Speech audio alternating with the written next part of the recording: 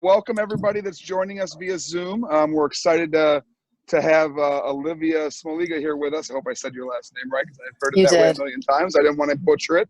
No, you're good. For us to talk over Zoom. We're going to go through some of her accomplishments in the pool that you guys are aware of and talk a little bit about her younger years that maybe some of you aren't as aware of. So Olivia, I guess I'll start out with the question I ask all my swimmers. How are you doing during this stay-at-home quarantine? I'm doing pretty well, a lot better than expected, but sadly, maybe not sadly, this quarantine period isn't much different than my normal day-to-day life. As a professional swimmer, I think a lot of us can agree it's just swimming, lifting, dry land, and chilling at home, whether that be, just eating or taking naps. So I have a pretty low-key lifestyle. Obviously, the only thing that's different is I don't get to train with my team. My pools are closed, like all of us around the country. Weightlifting facilities are closed. But I've been doing well. I'm with my family right now in Glenview. And I've just been trying to stay active in any way I can, but I like to chill a lot. So I don't mind sitting on the couch and staying home. So. Okay. Well, you brought it up. So you obviously, kind of gave us a quick rundown of what your normal day is like with being a professional athlete, and having the pool and the weight rooms obviously taken away from you. What sort of things specifically are you doing to stay active during this time? I'm sure our swimmers want to know some ideas. Sure. Well, I'm kind of lucky. My parents just renovated our gym downstairs. We have some free weights, squat rack. So I feel very fortunate to have that. But for all of you swimmers who don't have that type of situation, the weather's been pretty nice the last couple days at least. I try to be outside as much as possible, just getting some fresh air, whether that be going on a walk or a jog or a run, just anything to stay active. I think Steve, my club coach, is here, Steve Ida, and he kind of taught us that we could do dry land or any type of core exercise anywhere. With very minimal equipment. So that little work can be done. And I know a lot of you guys may be stressing out about getting behind and not really getting the feel for the water because pools are closed. But everyone is in the same boat, for the most part at least. So just control what you can control. Don't be stressed out that you can't be doing a lot of stuff because everyone is in the same boat. And when we get back into the pool, we're all kind of starting from square one. And the base that you have done up until this point will definitely show through. If you're a hard worker, it'll be there when you get back. I love the message. I can't tell you. I'm sure all the coaches that are on this call have been stressing that with their summers. And I'm sure with them, it's kind of like, well, you're supposed to say that, coach. So hearing it from you, I'm sure that we're all in the same boat and we're all going to be back. I'm sure as a it's all going to be all right. Refreshing message. So I want to talk about your start in swimming. How'd you get started in the pool? Yeah, so I started like everyone with swim lessons, stuff like that. I started on my first club team in Niles, Illinois. It was the Morton Grove Tiger Sharks. And I honestly really didn't like swimming when I first started it. I got a lot of ear infections. I had to wear like wax ear plugs. I don't know, because I was bad at counting. I always messed up my stroke count when I was doing backstroke. The flags, I would hit my head a bunch. It was kind of a mess. But I eventually got back into swimming. We moved to Glenview, and I started swimming for Steve under Glenview Titan Aquatic Club. Now it's Glenbrook Swim Club. Is that right, Coach? Yep.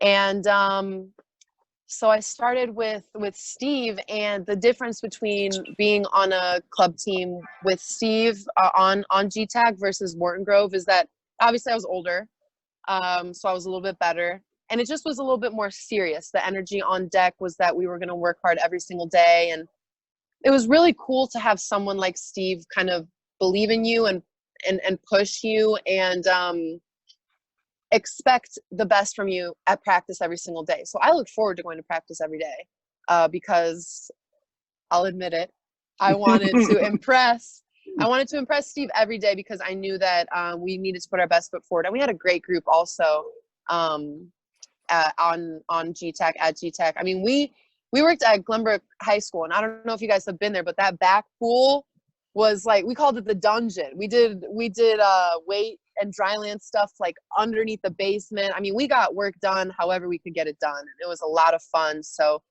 I was very fortunate to be on a great club team with a great coach. All right. Coach Steve, I know you're on the call as well. How would you characterize Olivia when she joined your team? Was she about 10 years old when she started with you guys? Yeah, she was about 10. Do you want so the? How would you characterize her? Give her the honest assessment of her swimming at 10, and not. I can take it. I can take it. Not what she remembers. Yeah. Yeah.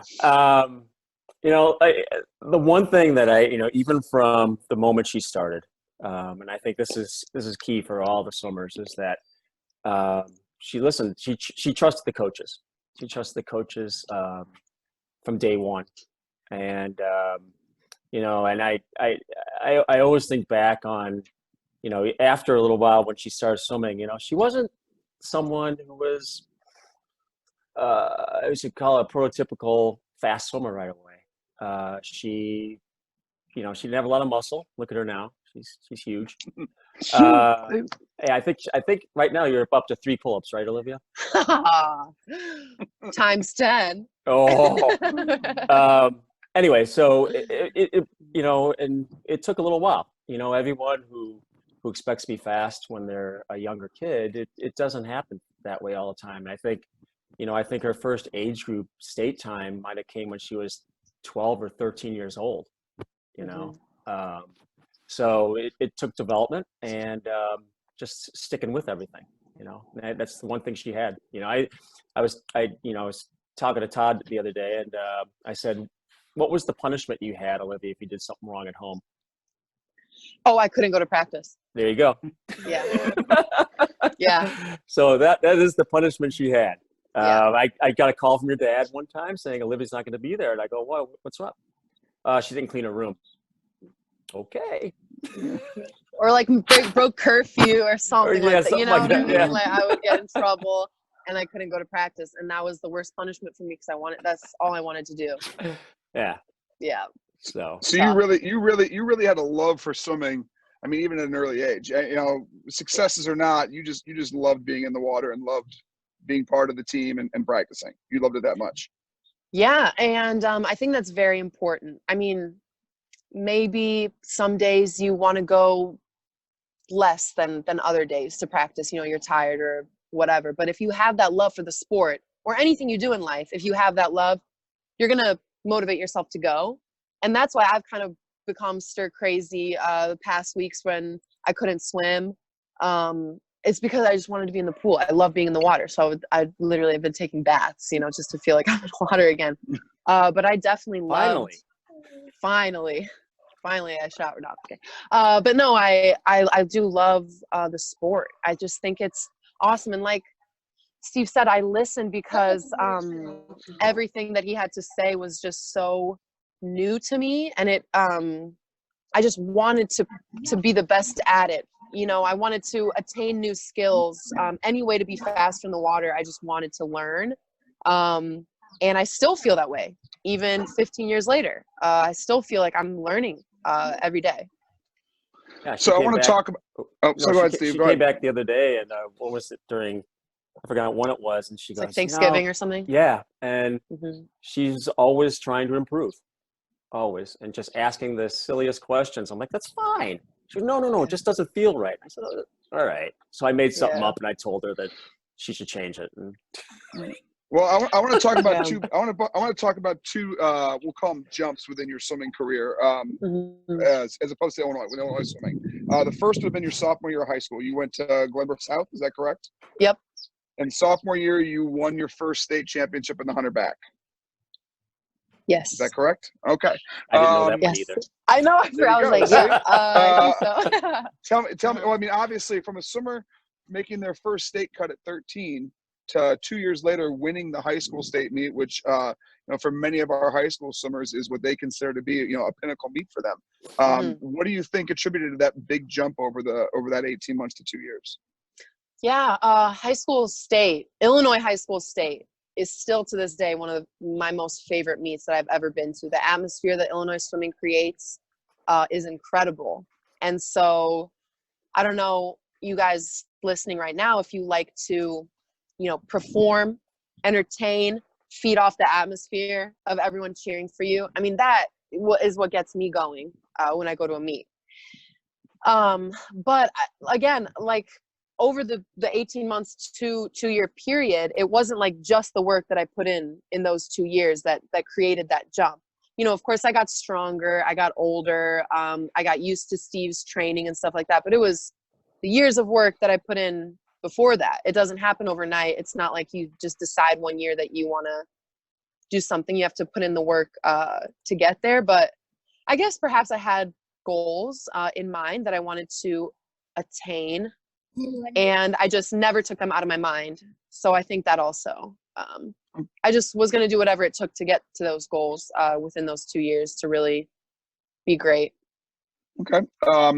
18 months later is the 2012 Olympic trials. You are finishing your junior year, beginning your senior year of high school.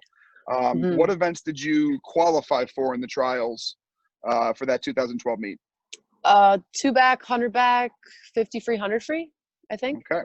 And do you remember what your first cut was for Olympic trials? 2 back.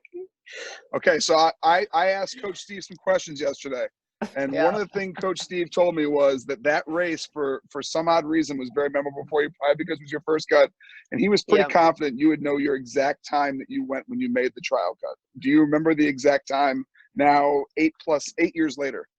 217? 217.9? Yeah. It was 217.92 is what I Yeah. looked it up. 272.92. So 8 years later, you still Yeah. remember your first cut. The reason I ask Olivia, obviously, is a lot of the athletes on this call know you from the Olympic Games and beyond, and the 100 back and the 50 backs, even that you made your name for, made a name for yourself with. To learn that your first cut was actually the 200 back. Is that an event that you were focusing on at a younger age and you evolved into more of a sprinter, or were you working all disciplines, all distances at that point? I don't know. I think I would have considered myself still a sprinter, even getting the 2 back cut. I still was a sprinter, but I think the work that we put in at practice kind of just allowed me to get that cut. I just think I really loved backstroke, so I had no expectation when I swam. I think it was it in Minnesota? Mm-hmm. Yeah. It was like a Grand Prix in Minnesota, and I really had no expectation of getting it. I think you actually... I didn't even know that I got it. Yeah, you didn't. Yeah.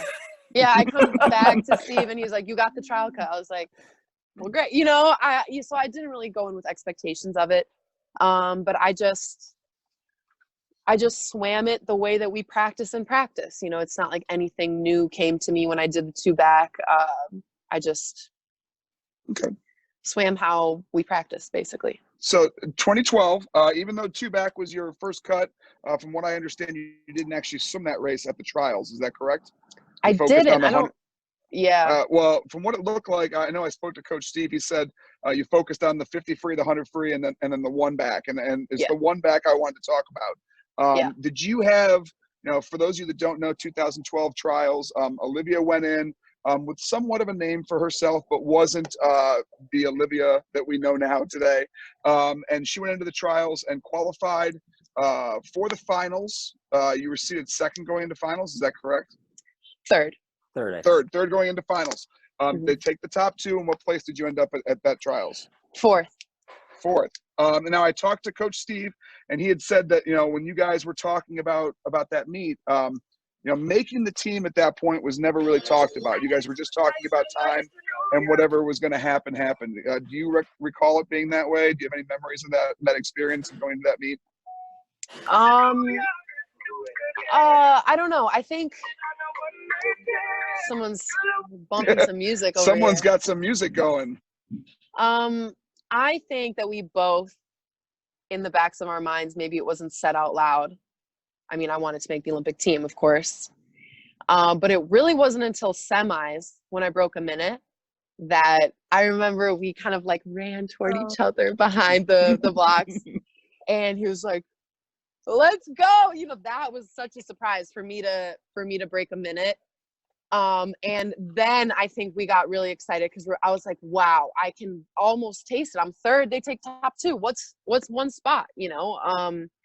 I think that was kind of my mentality. So I really, man, I was excited. I mean, I even remember the warm up before finals. We were practicing turns. I felt so fast. I mean, I remember everything from that moment. And in backstroke, especially, you have the Jumbotron that's right above you, and it says like United States Olympic team with the rings. And I was like, don't look at it, don't look at it, don't look at it, don't look at it as I'm swimming. What's the first thing I told you to do during warm up? Well, to get used to it, I think. I had you take pictures. I had you look at it. I had you just like get that over with.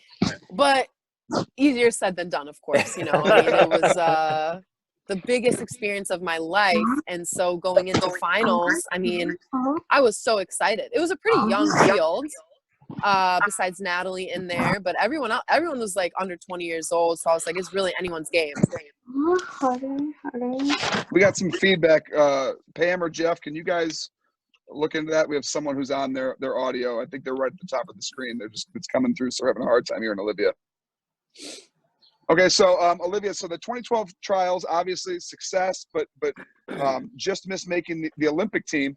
But that performance obviously qualified you for a different team, the 2012 short course world championships. Now, I know you've been on some junior teams and been on junior Pan Pacs and junior worlds, but this was your first, we'll call it A team trip.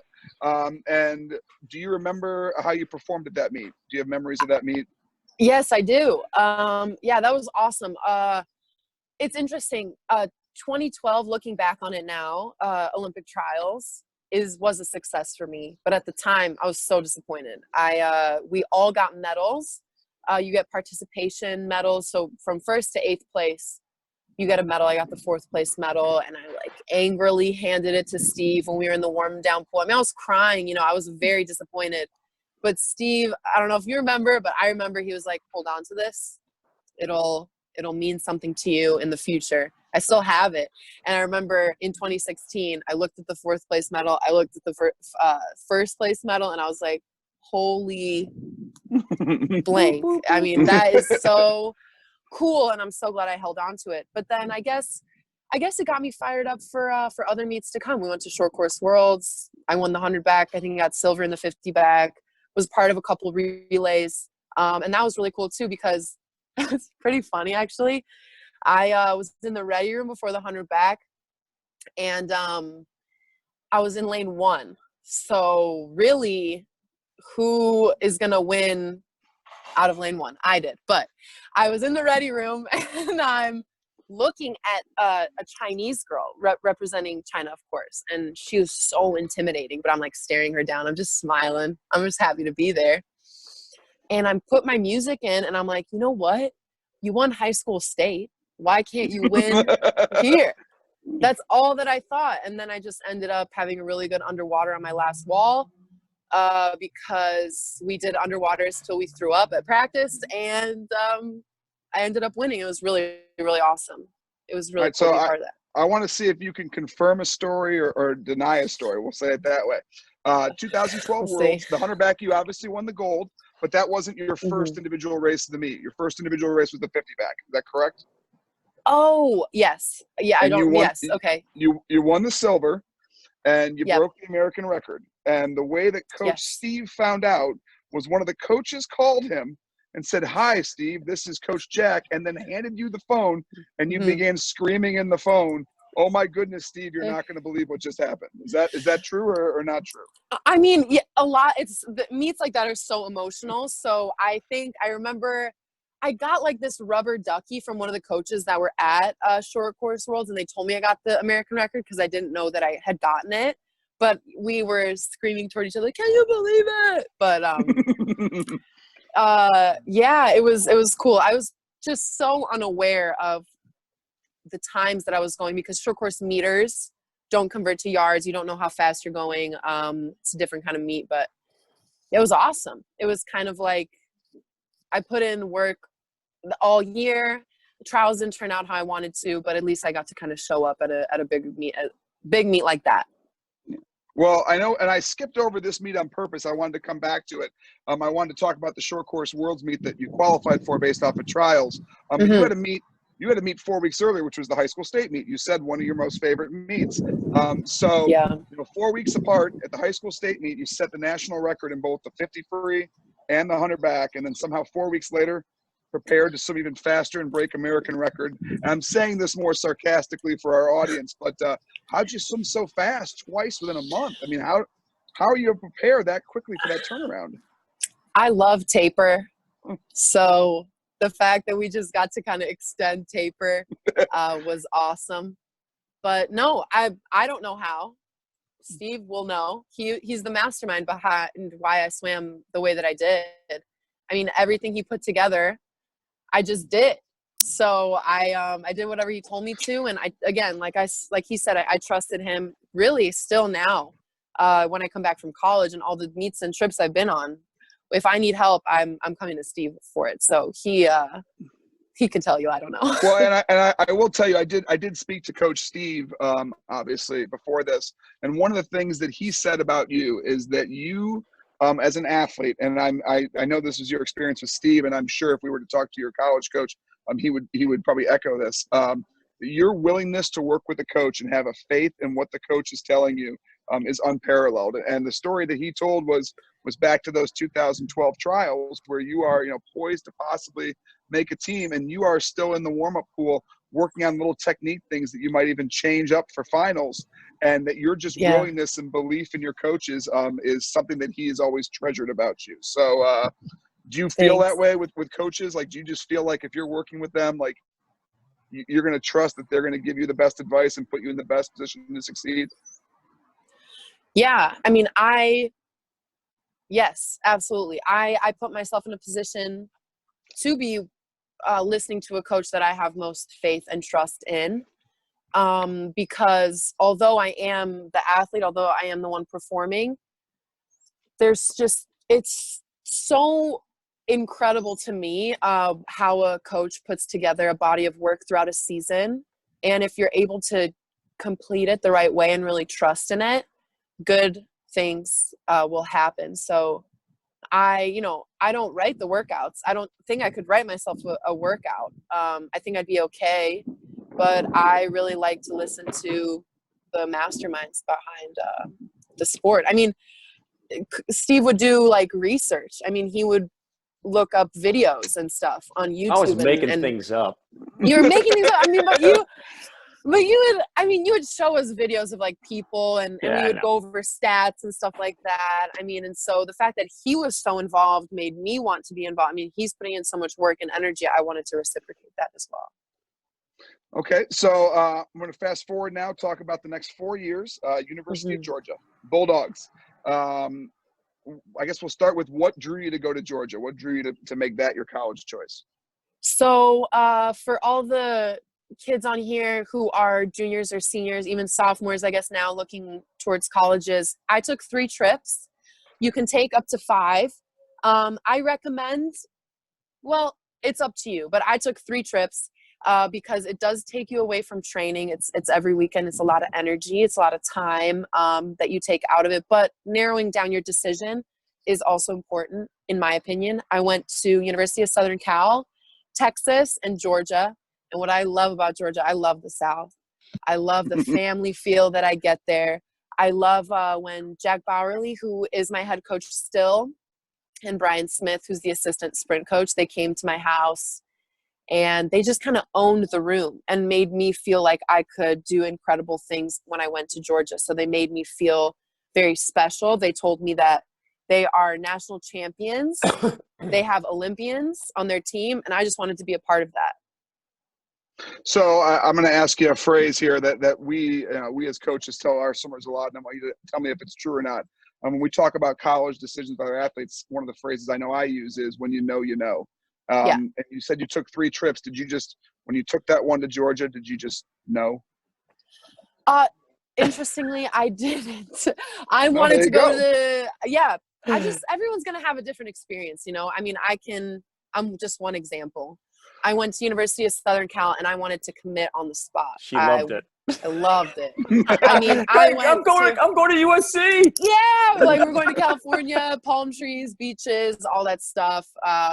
But I just the one thing that kind of held me back in the back of my mind, you're right. When you know. But I think I was telling myself I wanted to be there because of the atmosphere. But it was like, to me, you have to have the coach, the team, and the atmosphere. You have to have all three of those things. Atmosphere, vibe, whatever, you want to call it. But if one of those is missing, it might not be the one for you. So kind of the coach aspect there was missing for me. Maybe I just didn't at the time want to swim there, which is totally fine. Some people do. It just wasn't my flavor, I guess. Right. But yeah. Okay, so NCAAs. Do you remember how many individual titles you have? 3. I Three? think. I don't know if how relays. 50, I don't know. 50. I wasn't counting relays. 50 free as a freshman. I don't know about relays. Yep. 50 free as a junior. 100 free as a junior. Yep. And am I correct in that you guys were 2-time national champions as a team? Is that correct? Yes, that's correct. And that was as all the successes you had individually, that was your first big team championship at the University of Georgia, correct? Yes, correct. So what's that like being, national champions? Awesome. It was so great. I mean, even in club, if we had a club championship that we could go to, and you're putting in this work with your teammates day in and day out, and then finally you get to do something together and perform to win a title. I mean, oh my God, it was so awesome, because freshman year we kind of ran away with it. But junior year, it was a fight with Stanford. I mean, it was very, very close. So it was just kind of nail biting. Swimming's not that exciting, obviously. But when I was in it, I mean, we wanted to win, get second, get third, any type of points that we could score. We wanted to score. We were going to do anything that we could to make that happen. And incredible things happen when you come together with a team. You just believe in yourself. You get so fired up. We did incredible things. I mean, for example, I don't know if you guys are familiar with Brittany McLean. She is a miler. She is a 500 freestyler. And because we were just so hyped up, this energy that we wanted to win, she won the 2 free. That was so unexpected. And Leah Smith was in college at the time, and she's, A team 200 freestyler. So it was awesome. It was just so great. That junior meet, it looks like you set the meet, the pool, and the NCAA record in the 50 free. So I'm going to say your performance was pretty awesome and incredible as well, probably for your teammates, huh? It was to see my teammates and my coach get so excited on deck. I mean, I just wanted to unleash. I visualized every single race before I did it. I even visualized how I was going to celebrate. That's how in I was. I was so excited to race that weekend. You little fist bump? Yeah, no, I slapped the water. Oh, did you? Okay. Yes. I still remember. Yeah. It just reminds me, though. I thought you were, when you set the national record in high school, I thought you were actually embarrassed to celebrate. It almost looked like you just didn't want to, show up anybody. You just kind of like, yay. I know. Well, one of them, I think it was the 100 back in high school, where I didn't think I got the record. Actually. Oh, really? I think it was by like a 10th or 100th. I was it was really close. I didn't get it. And then I was like, no, I got it. So I think I kind of didn't even realize. But when I had broken the 50 free record, that's the one I knew. I mean, that's the one I kind of like threw water up, I think. But yeah, I didn't know. I don't know if I told you, I did not know that I got the record for a split second. Yeah. All right, so you finished that meet where you guys are champions, and then you go into 2016 trials. Yes. I think we all know what happened, and if we don't, Olivia gets into trials. 4 years later, wins the 100 back, makes the Olympic team. I can imagine the feeling, but tell us, what's it like to feel like? What does it feel like to make your first Olympic team? Incredible, really emotional.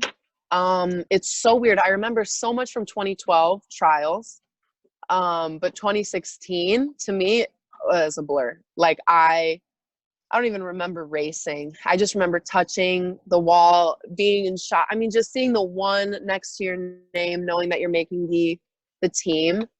Oh, I feel emotional about it now. I was 21 and I make my first team, and that was my life goal to make it. And I did it. And it was so awesome. I remember giving my dad and my mom a hug in the stands because Illinois Swimming hooked them up with box seats in the back. And it was awesome. I mean, it was really, really like such a beautiful moment. But what I will say is that I wanted to make the team. I had a very strong belief that I would make the team. I was first into prelims and into semis and into finals. So it was, you know, nice. But then beyond that, I really didn't think about it. I do set goals. Like I'm sure hopefully all of you guys listening, you guys set goals every day, every practice, every season. And I set the goal to make the Olympic team. But when it came to actually going to the Olympics, I had no idea what I was doing. You know, I was very nervous. I didn't feel like myself because I was like, well, I made the Olympic team, but I wish I'd thought further what I would actually want to accomplish at the Olympics. So hopefully next year. So Coach we'll Steve, I'm going to ask your side of this. Obviously, you weren't coaching her directly at the time, but you were at those trials. He was there, yeah. From what I understand, you were standing right by the Georgia staff when she made the team. Yeah. So could you give us what message, Jack Bowerly, who is the head coach at Georgia, was one of the coaches on the staff of the Olympic team. What message did he give you to give to Olivia when she finished the race? Yeah. After I calmed down, I ran down to actually the first people I saw too were her parents. I knew they were sitting, and ran down to see her as you're grabbing your stuff. And the first thing Jack said to me is, "Congratulations, get her ready for the 50 free." Move on to the next one. Always about the next one. See, it's always about the next one. Yeah. All right, so you go to the Olympics. You finished 6th in the 100 back. A personal best at the Olympics at the time, I believe, right? 58, yeah, 91. I think at the time. And you win a gold medal based on your medley relay swim. Yes. What's a gold medal feel like? It feels great. I still, of course, in that situation, it's an honor to represent your country. It's an honor to get a gold medal, and it's great to be a part of 8 women who achieve this together. But of course, I still wanted to be on the finals relay. Kathleen Baker got silver, and so she had beat my time out, of course, in the individual. So by every right, she deserved it. So I kind of still, even though I had gotten that medal, I still wanted more. I think that's in everyone. That's in every athlete. You still want more, and you want more, and you want more. But I really had to take the time to reflect on what I had done and what I had accomplished, although I may have been disappointed. I was like, snap out of it. You just made an Olympic team. You were able to compete for your country, and it's awesome. And set the goal for the next time, Well, I'll say, as I'm going to go through some of these results, you make an Olympic team, you get a gold medal, and you would think that, oh man, I've accomplished so much, and you'd almost want to relax and sit back a little bit.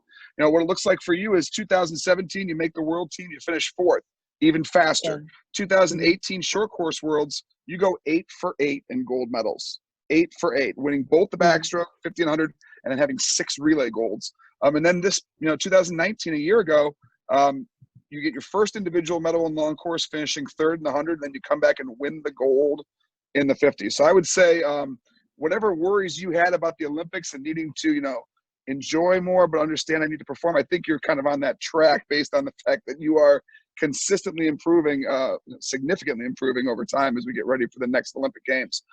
I guess to that, I'm going to bring up a question that one of our audience members asked, and I apologize, I missed the name on it. What are your feelings on the games being moved to 2021? Yeah, that's a great question. Obviously, it's hard to give my answer kind of changes all the time. I mean, when we were swimming, things were getting shut down. We had one practice with Jack, and I was like, Jack, do you think they're going to get postponed? And on that day, he never really had a concrete answer for us until that day. And he said, yep, they're definitely going to get postponed, before the news even had broken out. And so we're at practice. We all jump in. It's just kind of a weird feeling, weird energy in the pool. And we're like, what's the point of swimming right now? Unfortunately, that was my first thought, because it's like, you train, you hype yourself up for just this moment, and it kind of gets pushed back. But it was expected, and I'm very thankful that they weren't canceled, because I knew that was kind of might be a possibility. So the fact that they're postponed, it's all right. I was planning on swimming past the Olympics anyway, and I try to think the most positive in every situation. And so to me, it's just another year to get better. Honestly, I got to tell you, I really commend you for being honest and saying that the motivation for the moment was what's the point. I think we had a lot of Yeah. athletes that lost their championship meet this past season. And I'm sure for them, that initial thought was, what did I do all this hard work for? What was the point of this season? And I think, hearing from you again, that it's a moment, you have it, you move forward and understand that there are brighter things in front of you, I think is a very powerful message they needed to hear. Yeah. If I can ask you a couple more questions from our audience, and then I'm going to open it up to Pam and see if we have swimmers that want to ask questions specifically to you. Sure. One of our athletes, Sally Ma, who's on the call, wants to know how you're able to keep yourself so motivated during these times. If there's anything specifically that you're doing daily to keep your spirits up. Hi, Sally. I'm not like crazy motivated at this time. I think I realize this as a important point of rest and reflection as well. I mean, we never get the chance to do this. This has never happened. I take my rest and, mental health very seriously, as every swimmer should. We train our bodies. We should also train our minds.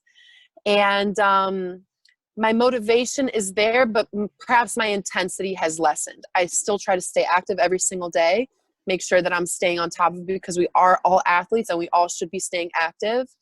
But just know that the time to really kind of unleash will come, but it's not like you have to run 5 miles every single day right now. Otherwise you're going to fall so far behind. That's, in my opinion, is not necessary. But going to your point, Todd, how you just said how some swimmers are like, what's the point of having done all this hard work? So to me, my thought was, what's the point of being in practice right now? I would never think, what's the point of having done all this hard work in the past? Because like I said at the beginning of this call, we put in all of this work, and what we call a base is still going to be there when we get back. So you put in all that hard work, and just know that that work is still there. It's not going to go away. I mean, if you took 2 years off of the sport, yeah, maybe it'll go away. But you take a couple of months off, it'll still be there. So no matter, with this time, you still put in that hard work, it'll be there when you get back. So don't be discouraged. But take this time to reflect and really rest, because we don't get it a lot. All right. Another question we have from the audience, and I apologize, I lost the name on this. How do you deal with nerves? I mean, do you still get nervous the way that you did when you were younger? But how do you deal with them? Yes, I do still get nerves. If I don't get nerves, I think something is wrong. If I don't have butterflies in my stomach, I'm like, oh, this might not be the best meet or race that I want it to be. How I deal with them, I breathe. I take a bunch of deep breaths before I step up behind the blocks, when I'm in the ready room, whatever it may be. I try to take my mind off of swimming in the downtime. So there's when you get to the bigger level meets, Olympic trials, and I just want to say to all the kids listening too, if you got your first trials cut, I know it can be very disappointing, because you really wanted to go to your first trials. You'll still get the chance next summer, and it'll be all right. I know Steve was saying that some of his swimmers had just gotten their first trials cut, and like I said, is very special to me. I still remember what I went, but you'll get the chance to do it, so don't get discouraged. But how I deal with nerves, I try to take my mind off of swimming. So when you go to the bigger meets like Olympic trials, you have prelims, semis that are on the same day. You have to wait an entire day to swim finals again of that same event, and so that entire morning, afternoon is pretty nerve-wracking. So I try to listen to music, watch a show, talk to my friends, and when it's game time, it's game time. But you don't need to be wasting that emotional energy, the whole day, because you'll be drained by the end. So you want to really just hone in on that, focus. And I don't know. Yeah, the trick that I have is to take 3 deep breaths before I step up behind the blocks or before I jump in the water. You'll see me, any picture, I'm taking a really deep breath so I could just calm my heart rate down for a moment. I like it. All right. So a less serious question. You've been to Rio, you've swum at the trials, you've, competed in Evanston High School. What's your favorite pool? My favorite pool? Oh, great question. Oh, Oh my gosh, I don't know. I have so many great memories at so many different pools. I don't know. Is it a cop-out answer to say either GBS or Georgia? Those are like my home pools. That's such a cop-out answer. I'm sorry. I You know don't what? have No, a good answer. I don't know if that is a cop-out answer. Saying honestly that the place that you saw the most is the place that you love the most. Yes. I don't think that's a problem. I've got some loyalty, so yeah. All right. Well, my other fun question to ask is, you mentioned it at when you were in 2012 at Short Course Worlds. You were sitting there in the ready room with your headphones on, listening to music. What are you listening to? What kind of music do you listen to before a race, or does it vary? Does it vary? Did you say Beyonce? Yeah. Yeah. Oh, see, that's my coach. Yeah, he knows. That's right. I listen to Beyonce. I listen to any type of music that'll fire me up. I listen to a lot of rap, anything with a hard beat, that'll get me really excited to go. But I was speaking to Amanda Weir, actually, she did a clinic for us when I was a kid. This is really funny too. Amanda Weir came to Northwestern when I was doing a swim camp there. I don't remember how old I was, but she was the guest speaker. And she was telling us, much like I'm telling you guys right now, speaking to you right now, kind of this virtual clinic, I guess you could call it. And then I guess what was like probably 10 years later or something, we both make the same Olympic team. So life comes full circle. Maybe I'll see you on an Olympic team, anyone listening right now. But she was saying that she listens to reggae to calm herself down. So that's kind of a music. So, it varies from person to person, but I like to listen to something that'll get me going, I think. Okay. Now, I don't know the answer to this question, so I might be putting myself on the spot. Georgia's known for barbecue, a lot of barbecue foods. Yep. Chicago's known for pizza. Pizza or barbecue? Which one are you going to pick? Pizza. Pizza. Thank you. Yeah. Just making sure. Ask her right, that in Georgia. She'll say. Yeah, you know what? I'll be like, barbecue. Yeehaw. Yeah, I don't know. All right, so I want to call on a couple of people in the audience. They've got their hands raised. Let them ask you a question. Is that okay? Sure. Yeah, absolutely. Let's do it. So I'm going to need Pam or Jeff to help me out. I'm going to name off some names. I'm going to need you to unmute these folks. How about Grace Kramut from, I don't know where you're from. I apologize. If you want to unmute Grace, you can ask her question. How do you deal with disappointments? How do you cope with disappointments in swim, however they come? Oh, great question. Yeah, I'd be lying if I said, oh, everything's great. I reach all my goals every single time and go the exact times that I want to go every time. That is absolutely not the case. How I deal with disappointments, I let myself be angry or sad for a day or two. And then I think about how far I've come, and I think about something positive to take away from any experience. And if I didn't perform to the standard or level that I wanted to perform, I think to myself, what can I do better? What can I improve on so that I can reach those goals next season? But don't be upset with yourself for too long. Don't be like, oh, okay, it's over. Throw the cap and goggles away, because life moves on, your career moves on, your season moves on. There's always another opportunity to get better. And much to my story about Olympic trials in 2012, I wanted to throw away the 4th place medal and, give it to Steve and never see it again. But I use that as fuel to move me through the next years of my life.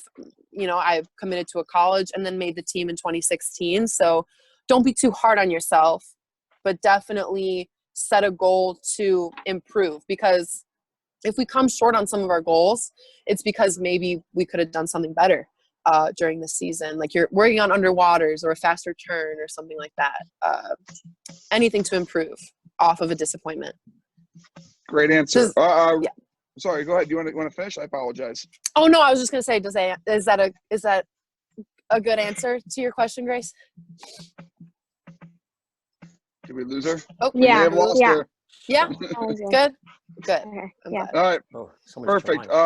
We got a weird drawing all of a sudden. Yeah. We got. How about Ruby Metz? Are you still on the call? You want to ask your question to Olivia?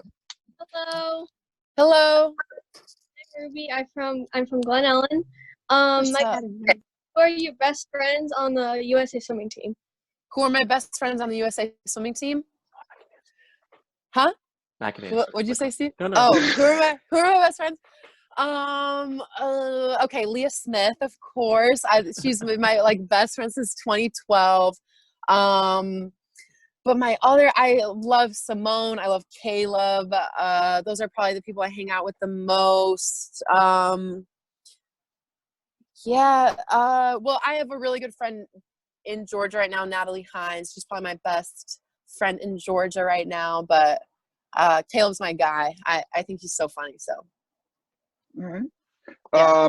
We got Kendall. Kendall, do you have a question you want to ask? Yeah. Hi. Hi. Now that we can't get in the water, how should we what dryland activities should we do at home? There's a lot that you can do. A lot of core exercises. I don't know. Do you have access to any bands or any type of anything for resistance at all?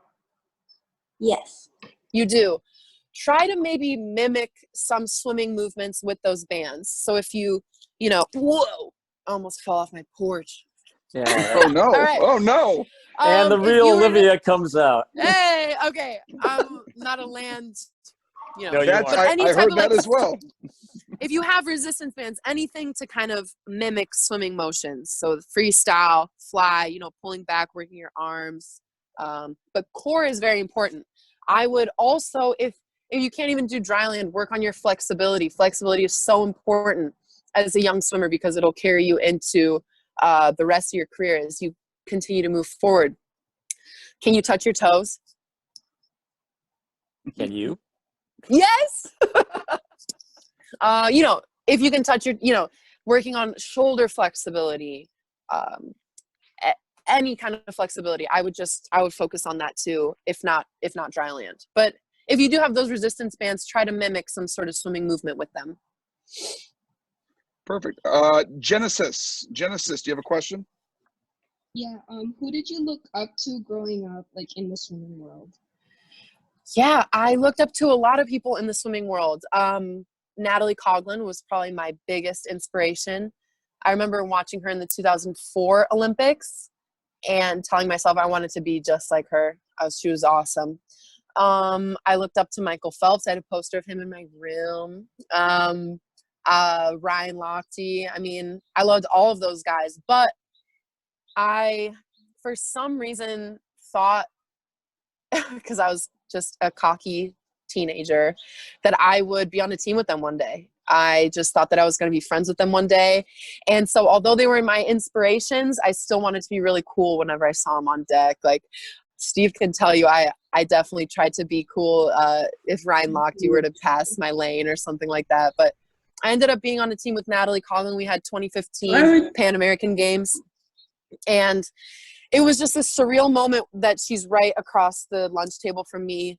I can tell you exactly what she ate. She had a cucumber salad, grilled chicken breast, and white rice.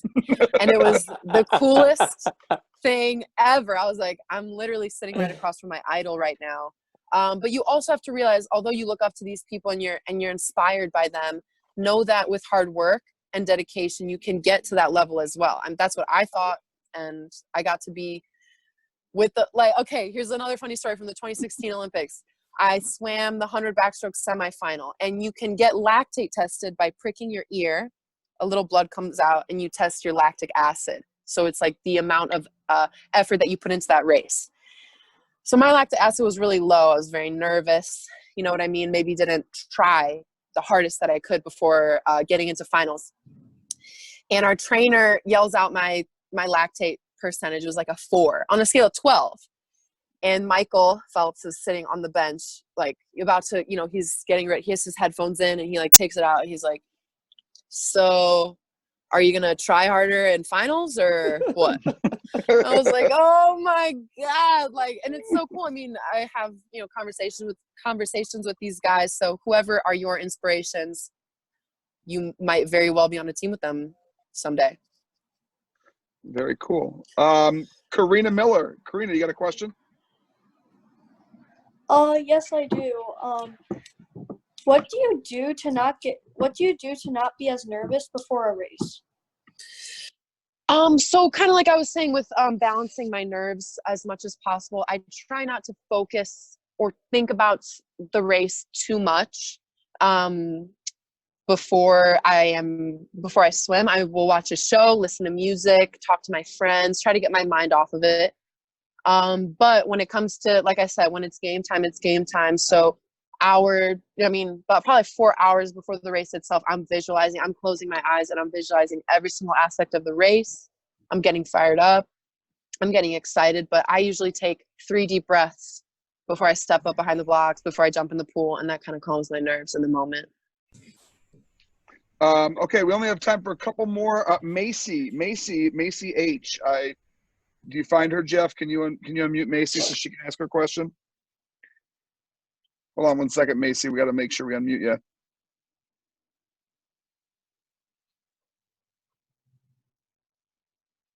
There he is. Go ahead, Macy. How long have you been swimming for? Hey, Macy. I have been swimming for probably 20 years. I got lessons when I was 4 or 5. I started really taking swimming seriously. What would you say, Coach? About like 12, 13, 14? 18. Yeah, I know. I matured late. Nah. But I actually played volleyball up until 8th grade. Sprained both my ankles.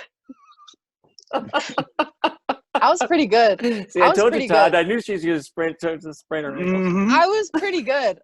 Yeah, I was. Yeah, right. But I decided to take swimming all the way seriously when I was, past 8th grade, and then everything kind of started coming together for me in high school. So I've been swimming for a while now. Drew Meyer, you want to ask your question for Olivia? How many hours a day did you train when training for the Olympics? So I would train on Monday, Wednesday, Friday. We had doubles. So I would train 2 hours in the morning, an hour and a half at night, Monday, Wednesday, Friday. I would also lift about an hour to an hour and a half on Monday, Wednesday, Friday. And I would have singles on Tuesday, Thursday, and Saturday that lasted about 2 hours. So I think I was capping myself about 21 to 22 hours a week, I think. So I have a question from the chat that someone wanted to ask, and I'm assuming this is a reference from some swim.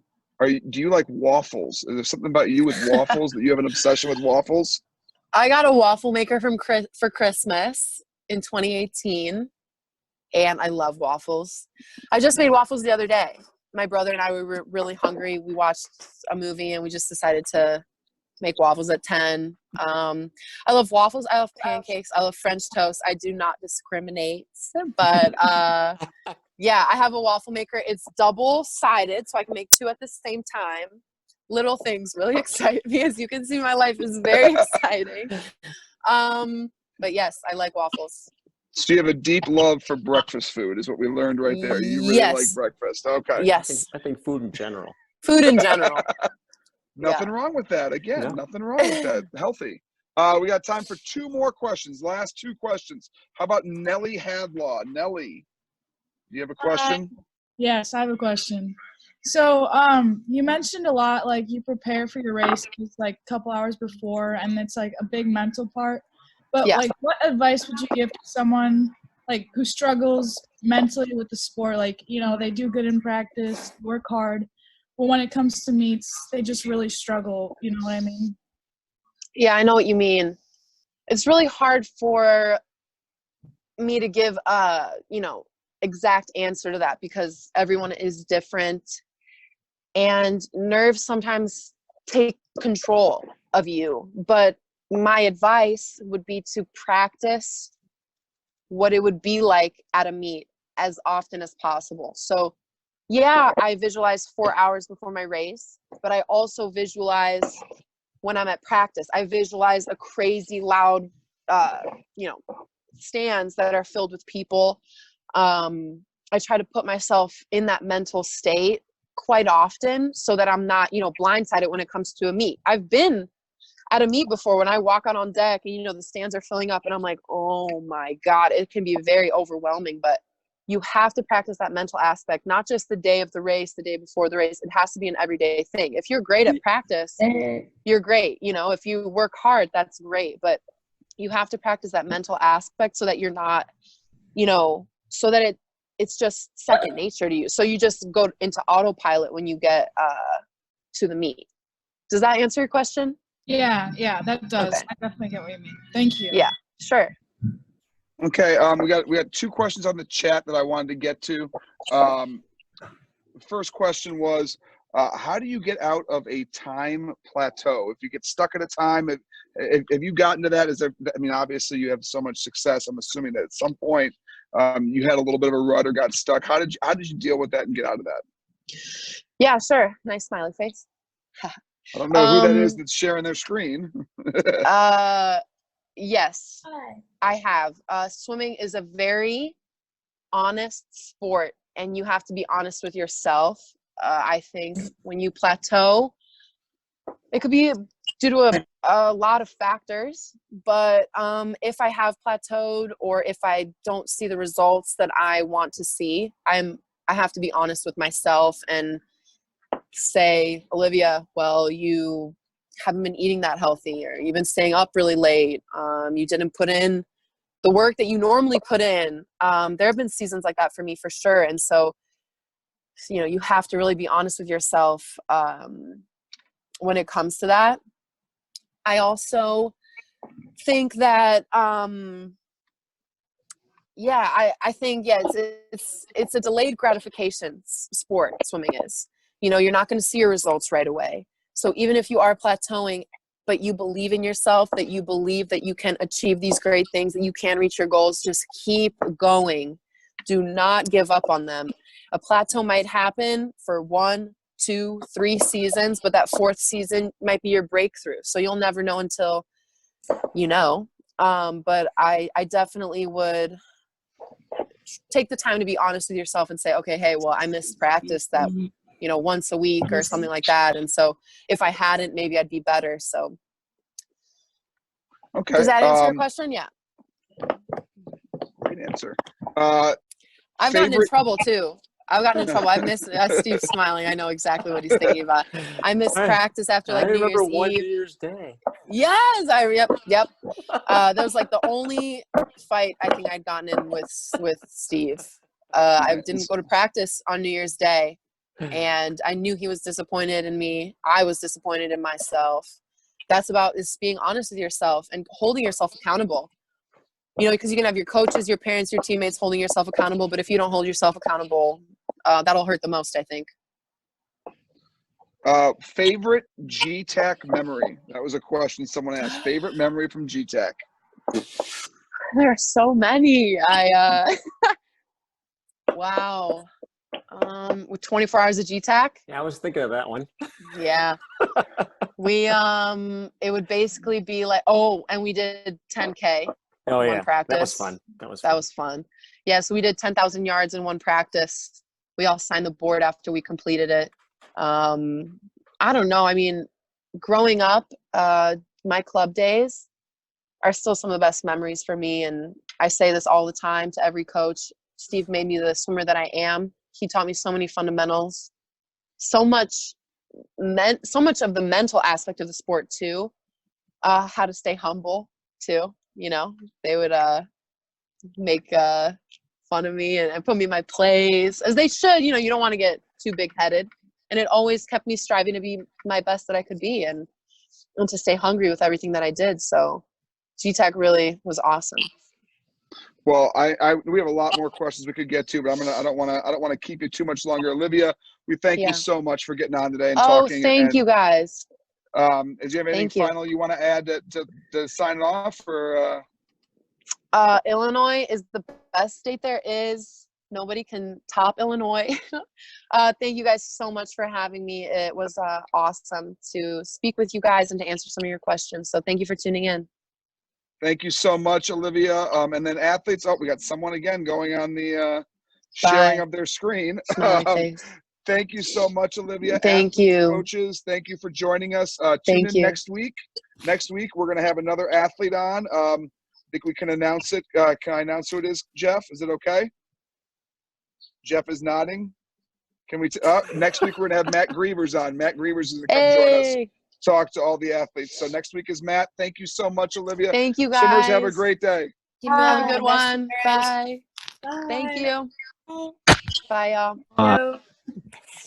Bye. Bye. Bye. Bye.